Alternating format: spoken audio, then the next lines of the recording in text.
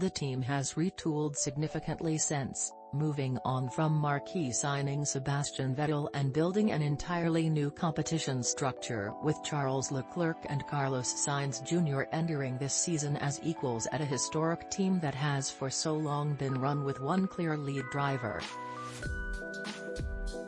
In 2022 preseason testing, their cars looked fast enough to raise some questions that Ferrari could get back to its winning ways at some point this season. The team did not have to wait long.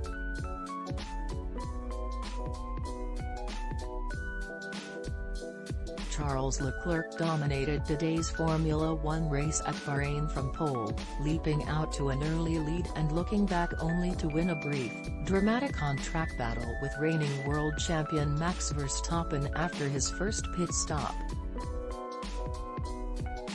It is Leclerc's third career win, joining two he earned during an electric summer of 2019. It is also the first ever win for anyone in the new generation of F1 cars, a new rule package designed to reduce drag behind cars.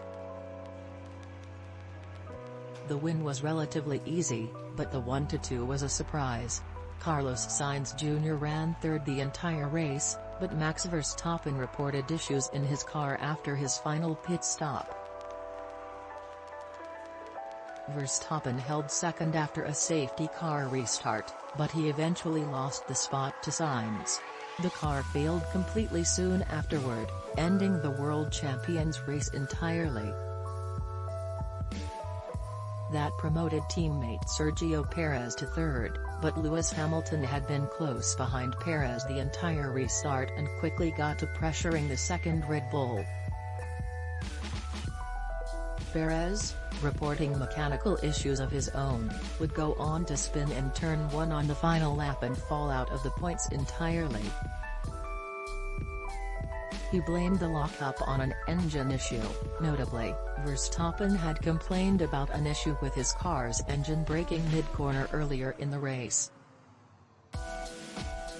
That means Lewis Hamilton, who started fifth in what has proven to be a much slower Mercedes than what he had been used to in the past 8 seasons, finished the podium. George Russell followed in fourth.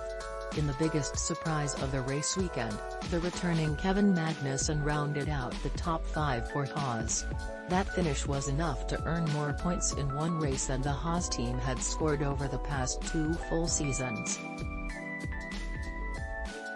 Valtteri Bottas, Esteban Ocon, Yuki Tsunoda, Fernando Alonso, and Zhou Guanyu rounded out the points-paying positions. That not only means Zhou has scored points on his Formula One debut, it means Alfa Romeo has scored a double points finish for the first time since Imola in 2020. In their brief battle for the lead, Leclerc and Verstappen showed the exciting potential of the new car.